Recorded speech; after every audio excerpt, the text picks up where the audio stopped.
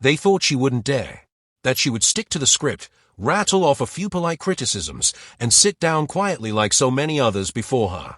But Kem Bardon shattered that expectation like glass under pressure. What unfolded in the Commons was not just a statement, it was a political reckoning. And for the first time in months, it felt like someone had the guts to say what millions across the country have been thinking: this government is not leading, it's loitering. And Labour, tragically, is no better. The performance by the leader of the opposition in yesterday's session was not a debate, it was an evisceration. Keir Starmer didn't just lose control of the floor, he lost the moral authority he's so carefully tried to curate. The moment Bardon began, it was clear that the atmosphere in Westminster had shifted, and no amount of well-rehearsed lines or weary appeals to civility could contain what was coming. Bardon's criticism of the Prime Minister's Middle East statement didn't just cut, it exposed. For weeks, the government has fed the public half-measures, rehearsed phrases, and diplomatic waffle. But when you strip away the spin, we left with a government that didn't see the strikes on Iran coming, didn't know Israel's plans, and somehow wasn't even informed by its closest ally, the United States. This isn't diplomacy, it's dysfunction. And it lays bare the sheer irrelevance Britain now occupies on the world stage. Let's be clear. A Prime Minister who must beg his own party to stay in line is not a leader. He is a caretaker. And when that same Prime Minister tries to project strength on foreign affairs while his own legal advisers can't even agree on the legality of Allied military action, the charade becomes farcical. When Bardon asked which levers are being pulled, it wasn't rhetorical theatre. It was the most damning indictment imaginable. The levers are either broken, or no one's at the controls.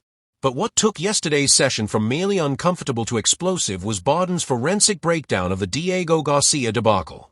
For weeks, the government has spun this £30 billion agreement as strategic diplomacy. But the truth is darker, more humiliating.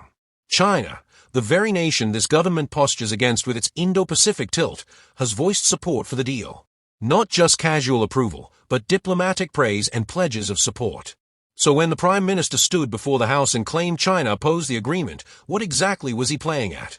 Was he misinformed, misled, or worse, misleading? This is not a minor issue. The Diego Garcia base is a linchpin for Western operations in the Middle East. If we now find ourselves in a position where future operations require the green light of a Mauritian government, backed and courted by China, we are not just undermined, we are compromised.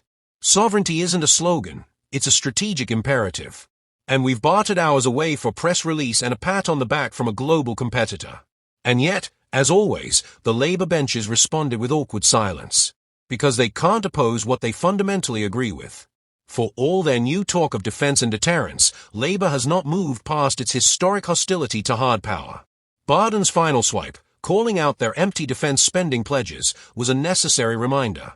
Talk of 5% of GDP sounds impressive until you scratch the surface. This government can't even show how it'll fund 3%. It's a promise built on paper and propped up by press officers. The public deserves clarity, not confetti. This is not just about political gamesmanship in the Commons. This is about a national trajectory that is drifting dangerously toward mediocrity. At home, trust in political institutions is crumbling. Abroad, our allies no longer consult us, and our adversaries no longer fear us. Britain's role as a serious global actor is being hollowed out, not by a lack of resources or capability, but by a vacuum of leadership. And yet there are voices emerging who refuse to let that decline continue unchallenged. Kem Bardon's performance was not just cathartic, it was catalytic. It signaled that there is still a political instinct in Britain capable of cutting through the fog of managed decline.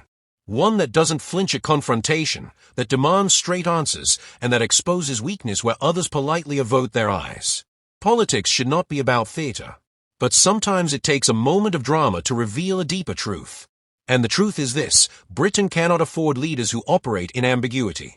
We cannot navigate a world of real threats and shifting alliances with ministers who hide behind process, platitudes, and press briefings.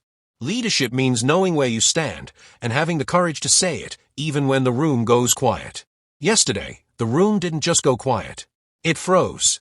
Because for the first time in far too long, someone spoke with the kind of clarity and courage that has been absent from British politics. Let's hope it's the beginning of something more than just a powerful speech. Let's hope it's the return of accountability.